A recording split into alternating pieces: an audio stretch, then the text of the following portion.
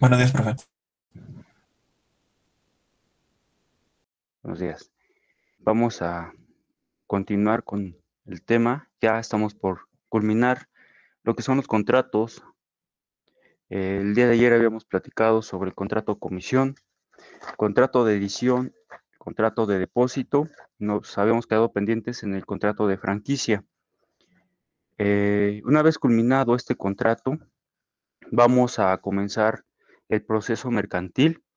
Y de entrada, pues ahí para que ustedes estén al tanto, porque voy a pedir algunas participaciones. Estas participaciones son de origen procesal. Espero hayan continuado o estén, pues, en esa, hayan repasado lo que son sus temas no les había dicho, se me pasó, pero pues no creo que sea necesario toda vez de que están ahorita en curso de práctica forense y o procesal, teoría procesal de materia civil. Nos va a ayudar bastante algunas nociones de esas asignaturas. Entonces, vamos a continuar ya para culminar lo que corresponde al contrato de franquicia. Bueno, este, una vez que culminemos, ya de una vez para que lo tengan en plataforma, voy a pasar estas diapositivas y vayan estudiándolas para el próximo miércoles. Este, no sé si tengan alguna duda, algún comentario sobre el material que se está presentando.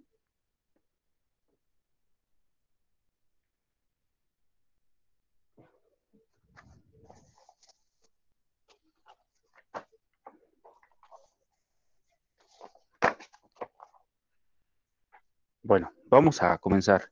El contrato de franquicia, les decía, está regulado en el artículo 142 de la Ley de Propiedad Industrial, cuyo objeto que persigue es basar el derecho de explotar. Ese es el principal negocio de este contrato, explotar. Y aquí va a ser con el manejo y servicios ya previstos, ya establecidos, pero que tenemos que pagar por ese uso o esa explotación que estamos destinándole por algo que todavía no es nuestro. Vamos aprendiendo, vamos aplicando esos conocimientos para después poder presentar algún negocio similar. La réplica, estamos hablando de una réplica de ese modelo mercantil. Los sujetos que intervienen es el franquiciatario y el franquiciado. El franquiciatario es la persona física o moral que tiene esos derechos, tiene esa propiedad, esos derechos de propiedad industrial. Por eso todo se va en continuación, todo va de manera continuada, para pues que una persona pueda distribuir, tenga esos derechos y sabes qué, yo te los presento para que los explotes y en su momento tú ya puedas elaborar esa operación, ese contrato mercantil. Por su parte, entonces tenemos el franquiciado y el franquiciado va a ser una persona física o moral que va a ser la que se beneficia de esos derechos de propiedad a cambio de una contraprestación monetaria. Las características entonces de que desprendes es un contrato nominado, oneroso, adhesivo, aleatorio y monopólico. Los tipos que también señala o que se generan por este contrato es perdón, al hablar sobre una empresa matriz o bien una submatriz, es decir, una filial de esa empresa. Nos habíamos quedado, me parece, sobre las diferencias que atañen a la concesión y a la franquicia. La diferencia con una concesión es que esta es de naturaleza administrativa. No se otorga a la voluntad o a conocimiento, solamente se establece un permiso para poder llevar a cabo alguna actividad y apertura cierta libertad siempre que refleje resultados. Es decir, si es necesario para ese comunidad, en ese, no, bueno, no solo comunidad, sino también pudiera ser a nivel nacional, de que esa concesión es necesario, sea necesaria. Como ejemplo tenemos el servicio público de transporte. Es necesario que se verifique o que se presente este servicio, toda vez de que hay una gran cantidad de gente que está laborando ya sea en la ciudad y viceversa, y que regresa a sus domicilios. Por eso el Estado ve que esa necesidad social no debe ser monopolizada. Por tanto, el Estado interviene y entonces el Estado faculta o presenta esos permisos, así como se establece en esta diapositiva, otorga esos permisos para que no se eleve pues ahora sí que tan exageradamente un precio, como es en este caso estamos hablando, el transporte público, o bien se mantenga dentro de un rango y no sea tan inequitativo ese pago, ese servicio también. Entonces, eso es lo que corresponde. El Estado interviene para la modificación o para la aplicación de un derecho. Y esto es atendiendo a necesidades sociales o comunitarias. La franquicia, por su parte, es de naturaleza mercantil, netamente es mercantil, y aquí no hay una intervención estatal, simplemente es por voluntad de las mismas partes. Rige la voluntad de las partes, es algo que reitero, y finalmente está supeditada a normas de producción. Es decir, si la franquicia, si en este caso, y lo vemos creo que comúnmente, un OXXO no tiene esas ganancias o esa atracción sobre la población o sobre ese centro mercantil, simplemente se cierra. ¿Por qué? Porque no se está ganando a lo que se esperaba. Y precisamente va a eso el contrato de franquicia. Saber, no explotar, no destinarle todo mi patrimonio, todas mis ganancias a un negocio de cuyo efecto puede ser que tenga completamente repercusión hacia mí. Entonces, para eso se presenta el contrato de franquicia, no destinar todo mi conocimiento, todas mis propiedades, y sí es para aprender. Entonces, requiero de alguien, de una empresa ya especializada, para que me proporcione esos conocimientos, esos recursos, y yo promover después ese negocio. Tal como sucede en los Oxxos, es un ejemplo claro de que si no tiene ese auge, esa tienda, por tanto, pues la pues la cierran, simplemente ya no da para más, por tanto, pues lo único que hay que hacer es cerrar esa tienda. Y eso me da una idea de que efectivamente ese negocio no debe prosperar y por tanto yo mejor modifico el giro o bien me traslado a otro lugar donde sí pudiera prosperar este negocio. Por eso es que es netamente mercantil, por eso es que únicamente rige a las partes y se rige por las normas de producción. Cláusulas específicas al contrato de franquicia, perdón, no es este, es la anterior, cláusulas especiales. Las cláusulas especiales son 6. Primera, establecer el tipo de bien o servicio que va a explotarse. Se especifica la marca, en este caso es el diseño y derechos del autor. Se señalan fechas de inicio y término, pudiéndose referir a extender el plazo. Una cláusula de preferencia también está incluida en este punto. Se anexan manuales de cómo se debe operar esta actividad. Incluso aquí se amplía la actividad a una logística.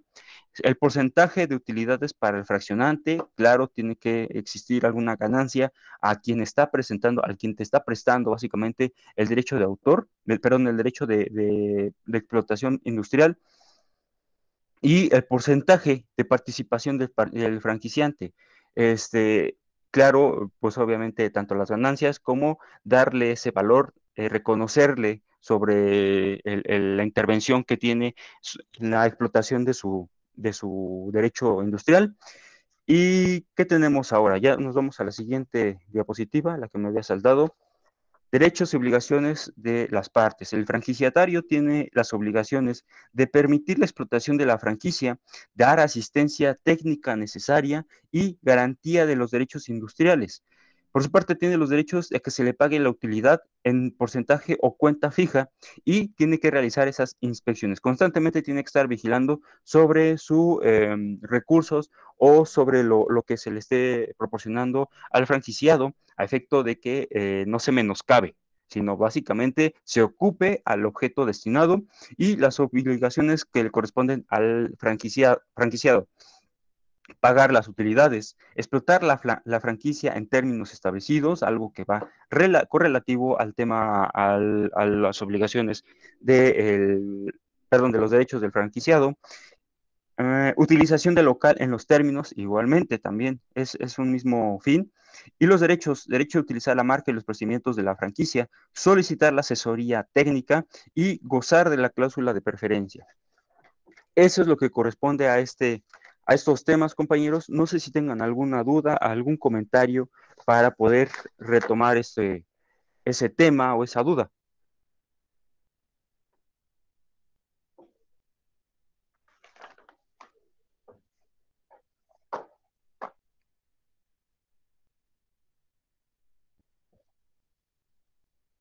No, profesor, ninguna. Okay, gracias, compañera. ¿Los demás compañeros estamos de acuerdo? Sí, profesor. Sí, Sí, profesor. profesor. Escuché a alguien que no sé si hay duda. Bueno, con esto culminamos el curso típico de contratos mercantiles. Créanme, es algo, les anunciaba desde un principio, básicamente se trata de una teoría, de una asignatura muy teórica.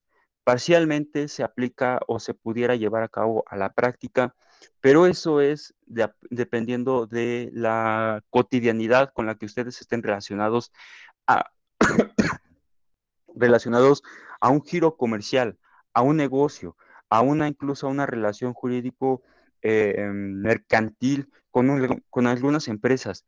Es complejo, pero al final de cuentas es un conocimiento que debe obligarse a los alumnos de la universidad a que tengan ese acercamiento. Por eso es que a lo mejor resulta algo tedioso y pues me disculpo de antemano por ese tedio. Puedo a lo mejor generar más actividades, pero la actividad genera tiempo y el tiempo es ahorita algo que no tenemos. Vamos a entrar a un tema, porque eso nos lo establece el temario, y es a la práctica, bueno, no a la práctica, sino al derecho procesal mercantil. Posiblemente tenga más relación, más dinamismo a comparación de lo que son los contratos, posiblemente, pero también ahorita por motivos de pandemia, por motivos de ahorita de cercanía, no puedo aplicar algunos otros conocimientos que se me facilitan más porque yo también doy lo que es práctica forense, se me facilita más de manera presencial y también con un dinamismo comprensible a formatos incluso de escritos, lo que lo hace lo más dinámico, más comprensible, más digerible y no tan aburrido, si ustedes me permiten la palabra. Voy a presentar lo que son estas diapositivas, ya nuevas diapositivas. Reitero, ahora vamos a ingresar a lo que es terrenos del proceso mercantil. Por eso vamos a comenzar con esta siguiente diapositiva. Y bueno, los juicios mercantiles. Los juicios mercantiles se basan de acuerdo al acto. Si ustedes están de acuerdo, ustedes saben que en la práctica, el derecho procesal, tiene que fundarse por una acción y por una excepción. En este caso, estamos en un punto mercantil y debe basarse en un acto mercantil.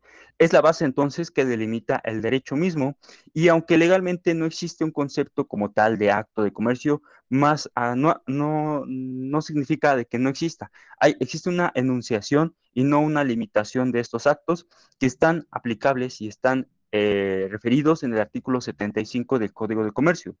El concepto como tal de juicio mercantil se encuentra previsto en el artículo 1049 del Código en Comento, en donde se declara que el objeto es ventilar y decidir la controversia conforme a los artículos 4, 75 y 76. Básicamente nos está remitiendo a lo que son la enunciación de los actos de comercio, de los actos mercantiles, y ahí si se introduce uno de esos actos a un proceso, entonces estamos hablando de un derecho procesal mercantil. En caso de que la ley sea omisa o incompleta en cuanto a su tramitación en juicio, estamos hablando de la supletoriedad. Esto porque lo permite el código, estamos hablando primeramente del Código de Procedimientos Civiles Federal. ¿Sale? ¿Por qué? Porque el Código de Comercio se rige en un ámbito federal y por tanto tendría que ser suplido por un Código de Procedimientos Federal, y en este caso el Código de Procedimientos Civiles Federal. ¿Estamos de acuerdo hasta el momento, compañeros? Sí, profesor. Sí, profe. Perfecto. Entonces, continuando con el mismo tema, estamos ya tenemos que señalar algunos conceptos básicos, tales como perdón, aquí se me interrumpe unos.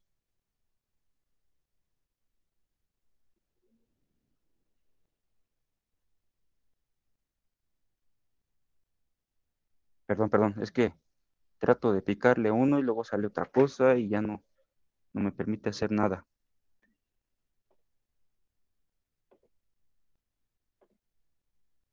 No, de plano tengo que cerrar.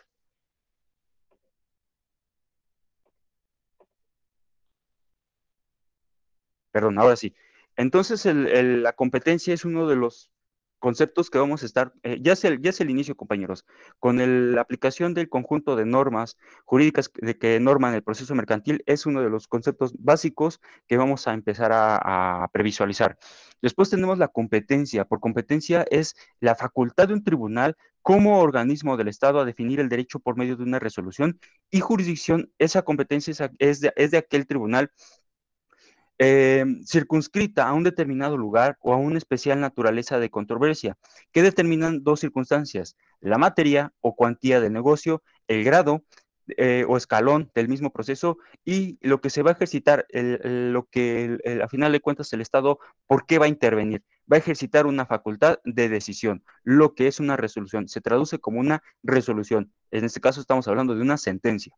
Entonces, todo esto de competencia, no voy a explicar de más, compañeros, porque esto ya son temas aplicables al derecho procesal civil, al de obligaciones, no, a teoría general del proceso y práctica forense del derecho procesal. Ya esto tiene que estar comprendido, compañeros. Si hay dudas, se pueden complementar con este apartado, con esos breves conceptos, pero ya no me tengo que estar regresando, porque esto nada más son distinciones, son, digámoslo, pequeños apartados que se van a distinguir ya de sus demás materias. Eso es a lo que me corresponde. Por tanto, un juicio, ¿cómo podemos distinguir cuáles son los juicios que intervienen en un proceso mercantil? Bueno, tanto un juicio no tenga una tramitación especial, se va a regir por una regla genérica, por una regla básica, que si no es un juicio especial, no es un juicio que esté denominado dentro de nuestro Código de Comercio específico, entonces es un juicio ordinario, un juicio común. Y es por eso que se va a ventilar en 4 apartados. Ahorita vamos a presentarlos, pero nada más quiero que se quede comprendido que hasta el momento, si no es un juicio tramitado de vía especial, es un juicio ordinario, es un juicio común. Es entonces que se distinguen 3 tipos: el juicio ordinario, el juicio ejecutivo y un juicio especial. Ahorita vamos a tratar vamos a hablar del juicio ejecutivo ya casi al culminar. Y aquí, compañeros, si me da el tiempo, si me da ese espacio, estaremos culminando estos temas del procesal civil, procesal mercantil hasta el próximo lunes. ¿Por qué? Porque quiero añadir lo que es el juicio oral mercantil. No es un juicio, no es una tipología, una clasificación que se distinga de estos 3 tipos, compañeros. Es una vía. La vía oral mercantil es porque va a tratarse, dependiendo de la cuantía, remonto a lo que es o retomo lo que es el materia de competencia, porque estamos hablando del quantum. Es decir, ¿por qué se le está atribuyendo una vía oral?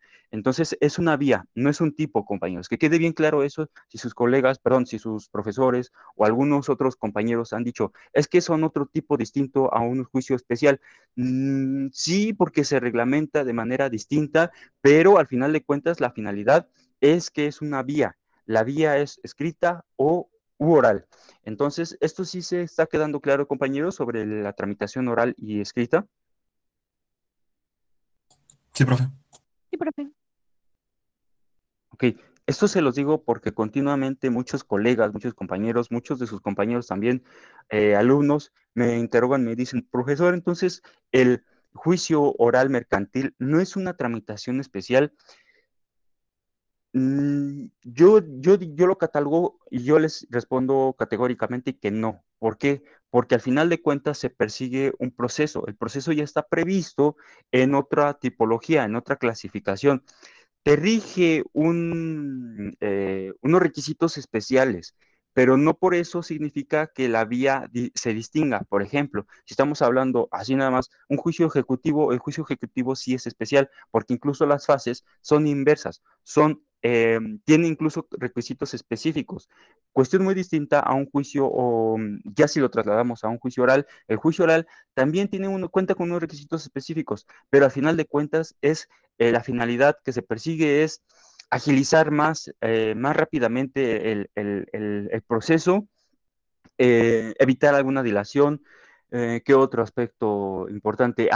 Requisitos como audiencias, la presencia inmediata de los postulantes, la presencia inmediata de los jueces, de los secretarios de acuerdos. Eso hace una intervención más dinámica, más presencial, más activa de un proceso. Y no significa que sea un juicio específico, es una vía especial. Eso sí, no es un juicio especial.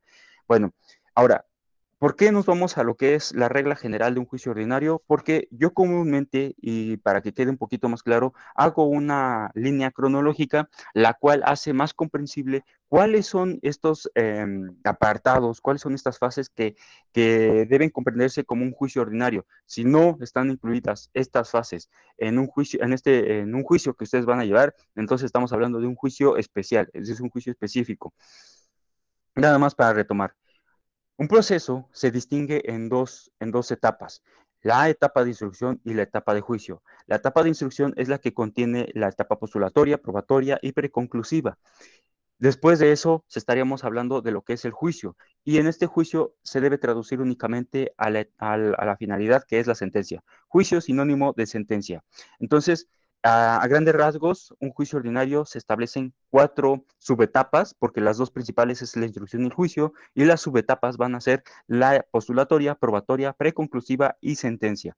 ¿Qué encontramos en una postulatoria? Estamos hablando que es en donde se fija la litis, donde se plantea por medio de una demanda la acción o por medio de una contestación a la demanda la excepción. También en esta etapa encontramos lo que es posiblemente una reconvención y una contestación a la reconvención. En la etapa probatoria tenemos lo que son cuatro subetapas, bueno, subetapa de otra subetapa, y en este caso tenemos lo que es el ofrecimiento, la admisión, preparación y desahogo de lo que son el derecho probatorio en esta intervención, y finalmente tenemos la etapa de preconclusiva. La preconclusiva es porque vamos a formular alegatos, algo que tiene que ser una fórmula que va a beneficiar a nuestro asunto. Nosotros como representantes legales tenemos que alegar a favor de nuestro cliente y en este caso tenemos que, digámoslo, como una sentencia favorable a nosotros. Es lógico, ¿no? Y al final de cuentas tenemos la sentencia, la etapa cúspide de todo este proceso, de toda esta atracción de un juicio, de un tercero que tiene que conocer para que favorezca hacia nuestros intereses y por qué se debe plantear una resolución a favor, perdón, con una base que es la acción o la excepción, porque una excepción, compañeros, no significa nada más una defensa, sino una contra, ¿cómo explico? Es tratar, no nada más la acción va a comprender un interés ajeno, aplicar un interés ajeno hacia otra voluntad. Y la excepción es básicamente ese aspecto, una fuerza contraria a esa excepción. ¿Por qué? Porque estamos hablando de que yo también voy a contraatacar. Por eso la justicia es ciega, por eso la justicia cuenta con un brazo, con una balanza y del otro lado con una espada. La espada es porque también se habla de un ataque, pero de manera inversa. Si estamos hablando de una excepción.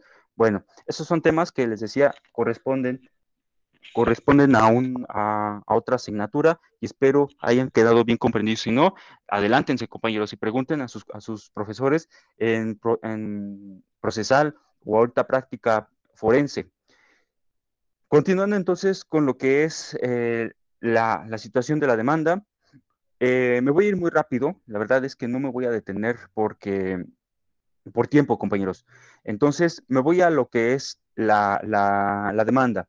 La demanda en el Código de Comercio es aun y cuando sean reformado el Código de Comercio y las diversas leyes, no cuenta con los requisitos que debe contener dicho escrito de una demanda. Por tanto, la primera omisión que corresponde al Código de Comercio es qué requisitos debe tener una demanda. Por lo tanto, nos vamos a redirigir a lo que es el Código de Procedimientos Civiles Federal. Y esto es en el numeral número 322. El 322 nos va a suplir lo que son los requisitos para una demanda. Vamos a ver si tengo aquí a la mano el Código de Procedimientos 322. Y nos dice título primero, juicio, capítulo, demanda. Artículo 322, la demanda expresará al tribunal ante que se promueva el nombre del actor, eh, hechos en que el actor funde su petición, fundamentos de derecho, lo que pida, designándolo con toda exactitud, en términos claros y precisos, y con eso es lo que nos señala el Código de Procedimientos Civiles Federal. Repásenlo, tengan en cuenta este artículo, porque posiblemente sea para tema de examen. Mientras la demanda no sea oscura o irregular, si es el caso que sea oscura o irregular, entonces el juzgador va a prevenirte para que en términos de 3 días puedas comparar, puedas subsanar estos errores y si los subsanas, pues se da entrada a lo que es tu demanda. De lo contrario, estaríamos hablando de que ya no te da entrada, de que simplemente se tiene por no interpuesta. Compañero Luis, por favor. Sí, profesor, disculpe, ¿qué artículo dijo de los requisitos de la demanda? 322 del Código de Procedimientos Civiles Federal. Ah, gracias, 322, ¿verdad? Así es. Ah, gracias, profesor. Por nada. Entonces, si es oscura tu demanda, si es irregular, entonces se te previene, el juez te va a anunciar de que hay algunos puntos que no están claros y por tanto es necesario que en 3 días hábiles se cuente, subsanes esos errores. Si desde un inicio no hubo error, si se te admite tu demanda, entonces en compañía de los demás documentos, ¿qué documentos debes de presentar? Esto para que quede claro. Eh, Tenemos primero el documento que debe acreditar la personalidad. Si es una persona moral, claro, tiene que presentarse la constitutiva o el poder asignado a esta persona o este sujeto para poder concurrir a personarse con la calidad ¿cómo se llama? Ad processum y ad causam también para comparecer ante un juicio. Documentos que funde su acción, es necesario presentar el documento que debe prevalecer para generar tu acción. Además de eso, documentos que sirvan para demostrar su acción. Demostrar, estamos hablando de pruebas. Se sirven para demostrar su acción o en su caso acreditar la expedición por un archivo, por el protocolo o dependencia, declarando bajo protesta de decir verdad que están en esa tramitación. Ajá. Quiero decir que si no puedo presentar este documento toda vez de que está en vías de trámites y que presento a lo mejor algún acuse al juez para que se dé cuenta de que está en vía, de que estoy en eso para presentar y una vez de que se me expide ese documento, ahora sí, con todo gusto, se lo presento al juez y así lo tenga manifiesto. Pero claro, tiene que estar bajo protesta de decir verdad. Después de esta actividad, compañeros, estamos hablando de lo que es el emplazamiento.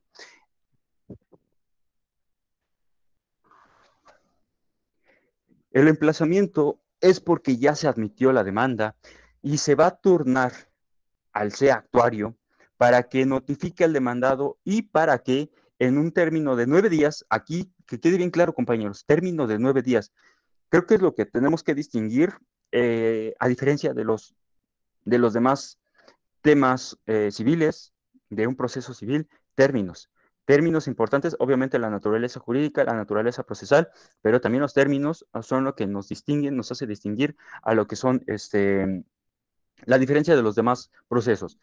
Cuento con un cuadro de términos que yo realicé hace tiempo y cuando me solicitan que dé la asignatura de práctica forense, se los distribuyo con todo gusto, nada más que cuenta con un contenido de netamente civil. Algunos términos sí se establecen de manera global, estamos hablando de amparo o bien algunos que son materia mercantil, pero en su gran mayoría es civil y no quiero confundirlos. Entonces, nada más para que tomen atención, pongan atención sobre algunos términos aplicables a materia mercantil. Y este es uno de los primeros, 9 días para contestar un juicio mercantil, juicio ordinario mercantil.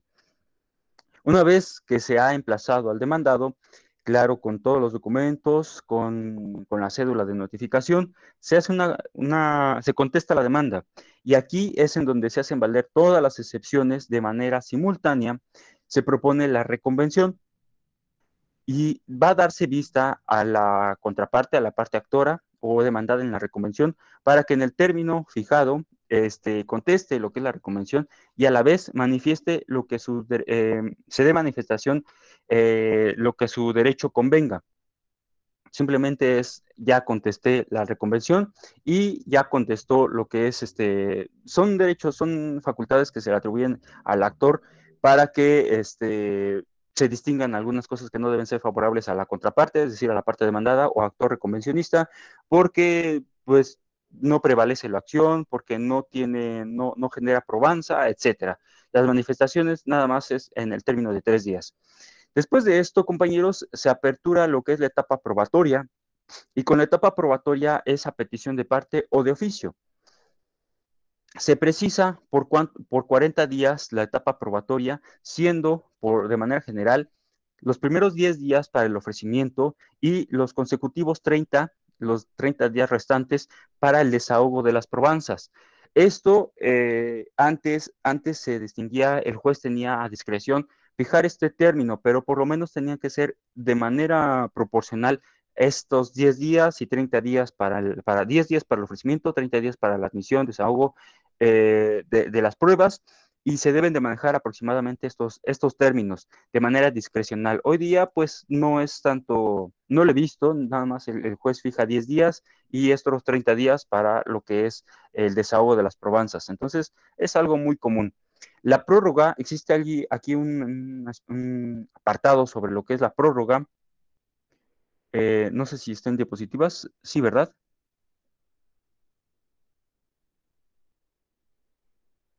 Sí, profesor, sí se visualiza. Ah, ok, gracias. Es que estoy viendo lo que es el chat para efectos de que si alguien tiene alguna duda, algún comentario. Bueno, la prórroga está fundada, compañeros. No es algo que se saque de la manga. Está señalada en el artículo 1207 del Código de Comercio y se distinguen dos tipos, lo que es la ordinaria y la prórroga extraordinaria. Cuando es una prórroga ordinaria es porque va a regirse dentro de los 20 días, esto de 20 días a 90 días. 90 días, fíjense, hasta 90 días, si es que si ambas partes están de acuerdo en esta prórroga. Es muy difícil que si una parte le favorezca, por ejemplo, la parte actora, y la parte actora pues presenta todos sus documentos, ahora la parte demandada tiene la obligación de la inversión de la carga de la prueba, y si dice, pues es que a mí no me ha dado tiempo, ahora tengo que tramitar y necesito que el juez me dé una prórroga para presentar una documentación, pues cuentas con 20 días, pero si no cuentas con esa documentación, eh, y si necesitas más tiempo, pues la otra parte puede decir, pues, ¿sabes qué? Pues que se le dé chance, 90 días, pero si no, pues en contienda es muy difícil que se te dé esas oportunidades, pero se amplían, la ley lo establece con 90 días si, si están conformes las partes en esa prórroga ordinaria. Únicamente va a ser por las probanzas, se producen dentro de la entidad federativa. Ajá, no sé, dentro del único del estado. Si estamos hablando de Estado de México, Ciudad de México, Querétaro, Puebla, Estado de Hidalgo, Jalisco, Sinaloa, etcétera. Pero nada más aplicable a esa entidad federativa. Por eso es ordinaria, porque nada más es aplicable a esa entidad por estos términos, 20 con extensión a 90 días, si están conformes las partes, si ambas partes están conformes sobre ese término, sobre esa solicitud, perdón. Y cuando se trate de una prórroga extraordinaria, si el desahogo se va a verificar dentro o fuera del país, en un término de 60 hasta 90 días, si fuera el último caso, es que es fuera del país. Si la prórroga es porque se solicita la documentación o porque hay una persona como testigo o el propio demandante que se le tenga que solicitar que se atraiga, no sé, una confesional, tiene que declararse obviamente en México, pero está en Europa, está en China, está en otro país, y entonces se tienen que hacer esas diligencias. Claro, tiene que señalarse con toda precisión que el domicilio y el nombre de las personas que se van a ocupar para esa probanza. Entonces se deben indicar dentro de los primeros 10 días ya en la etapa probatoria que se tiene que solicitar la prórroga extraordinaria. Aquí, ya les decía, se tienen que indicar nombres, apellidos, domicilios de los testigos o al tratarse de la contraparte para la confesional. Se debe fijar un depósito de 60 días de salario mínimo, compañeros, nunca inferior a este precio, mediante un billete de depósito en un término de 3 días. Es como una garantía. Ajá, porque si no presentamos este billete de depósito, entonces no va a dar apertura, no se te va a prorrogar tu prueba extraordinaria. Nada más en este aspecto, cuando sea una prórroga extraordinaria, se tiene que presentar un billete de depósito no menor de 60 días de salario mínimo. Y eso, si no se presenta, no se te accede a tu prórroga. Después, hay un tema importantísimo aplicable a un juicio, yo creo que es un juicio de toda naturaleza, compañeros, y es lo que es la necesidad de la prueba. Lo que se atribuye a una necesidad de la prueba es que, literalmente, al ofrecerse la prueba debe expresarse claramente los hechos o hecho que se trata de demostrar, así como las razones que se considera para la probanza, para afirmar esas afirmaciones de esa probanza, compañeros. ¿Por qué les digo que es importante? Esta necesidad de la prueba muchas veces se desestima. Cuando se va al apartado de pruebas, nada más señalan, por ejemplo, ofrezco de mi parte lo que es la prueba, la documental, consistente en un contrato, por ejemplo, de compraventa o un contrato de depósito para verificar todos los hechos que fundan la presente demanda. Con eso, compañeros, únicamente el juez te va a decir, pues no me dijiste nada. Lo que tienes que hacer valer es presentas tu documental para demostrar tal hecho. Por eso es el Código de Procedimientos Civiles de la Ciudad de México, me voy a ese ejemplo, nos dice, tienes que señalar, de acuerdo al artículo 291, me parece, te dice, ¿cuál es la finalidad de presentar una prueba? Presentas para demostrar, demuestras un hecho, entonces tienes que enfatizar a qué hecho te estás demostrando. Y no nada más eso, sino también tienes que demostrar cuál es lo que estás generando, cuál es la afirmación, cuál es la razón. En ese, por ejemplo, me voy a desprender un poco de materia mercantil para irme a trasladarme a materia civil. Presento una documental pública consistente en un acta de nacimiento para demostrar el hecho consistente, no sé, hecho 1, hecho 2, hecho 3, dependiendo, y eso también para demostrar la relación filial que existe con el progenitor o el tutor, no con el tutor, con el progenitor, con el menor que se está señalando en ese hecho. Por tanto, se demuestra tal hecho y se corrobora con las razones de la filiación. Eso nada más en materia civil, materia incluso familiar, si nos vamos más específicamente. En una materia mercantil, claro, es el mismo razonamiento. Ofrezco de mi parte el contrato, la documental pública consistente en el contrato mercantil, en el contrato de compraventa mercantil, contrato de compraventa privado, mercantil, por lo que se demuestra el hecho 1, 2 o 3, dependiendo, y se especifica la relación contractual, el vínculo contractual que se reconoce por la parte, por la hoy suscrito, por el hoy suscrito, por la empresa suscrita, en contra de la parte demandada, la hoy demandada, la parte actora, no sé, la persona física, persona moral, y con eso se atribuye, se demuestra que existe un vínculo, que hay una relación contractual con la otra parte. Eso es lo que quiero llevar, compañeros. A final de cuentas, cuando presentamos en un apartado de derecho probatorio, yo considero que es una de las etapas más complicadas para nosotros, como postulantes, si ustedes se quieren dedicar a una actividad postulatoria. Es la etapa más complicada, adminicular lo que es una prueba con las demás probanzas y además de eso, dar ese razonamiento, ese empuje a mi dicho, a mi litis, a mi etapa postulatoria, a lo que estoy alegando en la demanda, contestación de la demanda, a comprobarlo con con mis pruebas. Eso es lo difícil para nosotros. ¿Cómo comprobar ese alegato perdón, no un alegato, cómo comprobar cómo arguir ese hecho que esté debidamente comprobado? Porque si no está comprobado ese hecho, es muy difícil que el juez te valore, que te tome en cuenta. Nada más ahí lo dejo al costo, compañeros, para que ustedes puedan en su momento cuestionar a su profesor de práctica forense, o bien para que ustedes se vayan o se remitan constantemente a lo que es el código procesal o el código de comercio. No deben ser contrarias, al final de cuentas, las probanzas, para que se consideren, para que los tome en cuenta el juez, no deben ser contrarias a la moral ni al derecho. Excepciones en cuanto, y a ver, son las 7:42, sí me da tiempo. Algunas excepciones que rigen a la etapa probatoria son algunos ejemplos por los cuales no se gesta, no se adentra a lo que es una etapa, o no, a tu probanza, para ser más práctico, digámoslo. Por ejemplo, para un documento, ustedes, ¿qué excepción puede o qué recurso puede aplicarse para que no se dé entrada a un documento? Así nada más para. Esto va para participaciones, compañeros.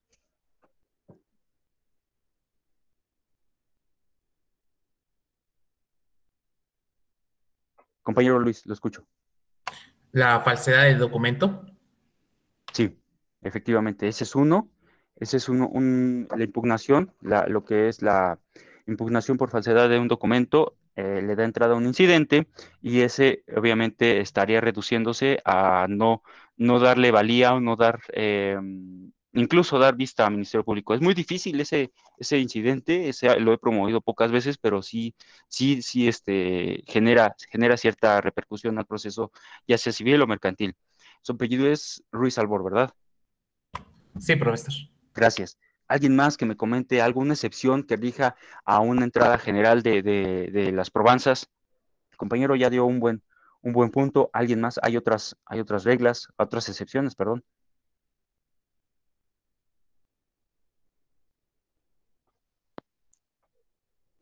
Profesor, no me acuerdo cómo se llama, pero es cuando omitiste datos muy importantes a la hora de firmar un documento con el cual si omites esos datos ya no tiene valía.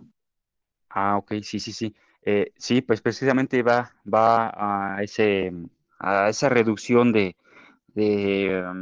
contenido a un documento, y por tanto se genera tiene su denominación, compañera. A ver si recuerda, porque Que más si que lo nada tiene. me enfoqué porque recuerdo que cuando hablábamos de títulos de crédito, Ajá. nos explicaban así como de, por ejemplo, no sé, los pagares nos decían, esta información de aquí, no importa si no la pones, pero otra de acá, si no la pones ya no vale, ya no cuenta y así.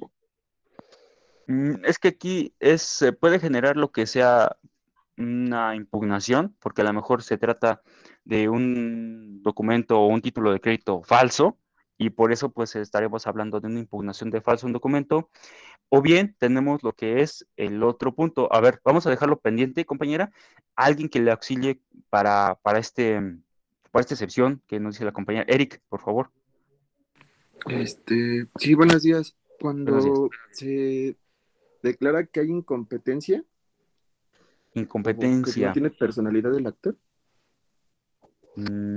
Esas son excepciones procesales, y esas no van tantos a una etapa probatoria.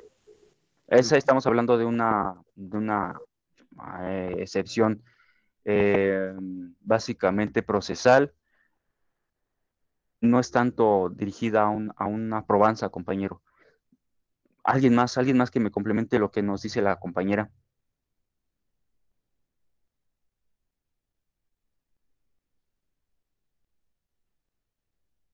Hay otros tipos. Ajá, sí, lo Ay, escucho, perdón, profesor. lo escucho. Bueno, no sé si empareje con lo que dice la compañera, pero igual puede tratarse de una objeción de documentos, ¿no? Que es Exactamente, muy compañero. distinta a la impugnación de falsedad, porque pues aquí Exactamente. realmente sí existe el documento, pero lo que se objeta es su alcance y valor probatorio. Exactamente, compañero. Mire, usted ya tiene participación. ¿Qué le parece si lo compartimos ahorita la participación con su compañera? Porque efectivamente nos dio ya un adelanto, nos dio un empuje y nada más es para complementarlo. ¿Estamos de acuerdo? De acuerdo, profesor. Sí. Compañera, ¿cuál es su apellido? Cano Uriostegui. Ok, gracias, compañera. Entonces, efectivamente, lo que nos dice el compañero y la compañera, la objeción y la impugnación son cosas distintas. Ojalá y se los haya comentado su profesor, porque la objeción es reducirle el valor probatorio a un documento. Es decir, no estamos impugnando, no estamos diciendo que sea falso. Si estamos diciendo únicamente, por ejemplo, de que mi prueba, si vamos a este ejemplo nada más, si mi prueba, yo como parte actora estoy ofreciendo una documental pública y la contraparte está ofreciendo una documental privada, ¿cuál tiene mayor valor? La pública. La pública, exactamente. Entonces, si no objetamos, si yo de entrada no objeto la documental privada de mi contraparte, de entrada, compañeros, los efectos que produce en la práctica es que en la sentencia le va a dar efectos plenos, es decir, lo está simulando, no simulando, lo está asimilando a un documento público. Entonces, si no estamos objetando ese documental, ¿por qué? Porque de entrada mi documento tiene mayor valía, es público. Si la contraparte lo dice, no, pero es que también se le está reconociendo tú te tienes que reconocer este contrato porque aun y cuando sea privado, tú lo suscribiste, sí, está bien, pero es privado. Entonces hay que reducirle valor, hay que hacerle notar al juez de que, ¿sabes qué? Ese documento no tiene la fuerza probatoria como acertadamente ya lo demuestra la doctrina, la Suprema Corte de Justicia y diversos criterios por lo que debe sustentarse. Entonces, si no objeto en sentencia, tiene efectos plenos. Bueno, eso es algo, es un comentario, es un tip que les doy ya en procesal. Bueno, la idea aquí, compañeros, es que son dos temas. Hay otro incluso para testigos. Para testigos, ¿qué excepción pues, se puede generar? ¿Qué recurso, digámoslo? Es una tacha La de trata de testigos. testigos. Sí, a ver, aquí ya alguien se me adelantó. Son dos compañeras, me dicen la tacha. A ver, una de ustedes que me pueda explicar básicamente. La otra compañera, porque yo ya tengo Ya tiene participación. participación. Gracias, compañera. Ahora sí, por favor, compañera. Según entiendo, es cuando se quiere desvirtuar lo que dice el testigo de la otra parte, porque Ajá. no tenga la capacidad o el interés en lo que está testificando. Ajá, sí. Estoy de acuerdo. Es restarle la credibilidad a lo que comenta, ¿no? Pueden ser diversas cosas. Puede que exista relación íntima con la parte, puede ser que sea su familiar, puede que tenga interés jurídico, tenga interés hasta económico, que exista una relación no solo familiar, sino también laboral. Por lo tanto, ese testigo se tiene que desestimar por esos efectos. Entonces, efectivamente, son algunas, la tacha es restarle esa credibilidad, o incluso también por la capacidad, o por introduce elementos no creíbles a lo que está comentando, o contradicciones entre los mismos testigos. Todo eso reduce. Efectivamente, compañera, ¿su apellido es? Gaona Mancera. Gaona. Gracias, compañera. Entonces aquí va, ya, son algunos ejemplos. Objeción, impugnación, tacha, todo esto es nada más en repercusión de una etapa probatoria. Eso es a lo que quería comentar, compañero Eric, que en su momento me decía incompetencia. La incompetencia es un aspecto procesal y eso se puede generar desde lo que es la presentación de la demanda hasta antes de lo que es la audiencia de ley. Por eso es que no interviene tanto en un aspecto probatorio. Ya el probatorio es que se apertura desde una vez fijada la litis, una vez después, perdón, después de lo que es la etapa postulatoria. ¿Estamos de acuerdo, compañeros? Sí, profe. Bueno, ya para culminar lo que es el juicio ordinario, es adentrarnos a lo que es la etapa de alegatos, etapa preconclusiva, antes de terminar. Se formulan una vez que se concluya el auto de desahogo de pruebas, teniendo cada parte 3 días para presentar o formular estos alegatos. Son manifestaciones, compañeros, al final de cuentas son manifestaciones de cada parte, señalando de por qué tiene que resolver el juez a mi favor, porque la contraparte no estableció los puntos fijos de su demanda, además, o contestación o reconvención o contestación de la reconvención, además de que no fue atribuible o no reforzó por sus probancias esos argumentos, no demostró cabalmente y por eso se le debe desestimar y la sentencia tiene que ser favorable a todos nuestros intereses, a los efectos legales a que haya lugar. Entonces, eso es lo único que se tiene que estimar. Por lo regular, ya es un aspecto muy no tan práctico, no tan usual, y lo que hace el juez o el tribunal es que nada más con la leyenda las partes alegaron lo que en su derecho convino y con eso se estableció el trabajo, nos quitaron el trabajo. En la práctica, cuando uno hace esas manifestaciones o esos alegatos, el juez nunca te da lugar, así de entrada, nunca demandada o doctora nos hace señalar en sus alegatos, se estiman para efectos de resolución, nunca te hace valor, nunca te cuenta. Cuando te hace, ahora sí que cuando te hace o te pela, básicamente, es que ocupa esos razonamientos de alegatos en su sentencia. Si se notan tus alegatos en esa sentencia es porque te hizo caso. Si no, de plano, pues no te peló, no te hizo caso. Y ya, simplemente pasando el término de alegatos, pasamos a una citación de sentencia y con eso es lo que se culmina con un juicio ordinario mercantil. Yo creo que hasta aquí lo vamos a dejar. El próximo lunes vamos a hablar sobre el juicio ejecutivo mercantil brevemente y también algunos temas referentes a un juicio oral mercantil. Temas, una distinción básicamente de una cronología del juicio ordinario a un juicio oral mercantil y con eso para que quede más claro lo que lo que se van a enfrentar ustedes ya al culminar la universidad, un aspecto muy complejo. Muchos compañeros dicen, es que ya teníamos que salir aprendiendo estas herramientas de un juicio oral. Lamentablemente no es así. Es cosa de tiempo, es cosa de años, es cosa de más elementos, argumentación, falacias, lenguaje corporal. Eso se le suma hoy día a un juicio oral.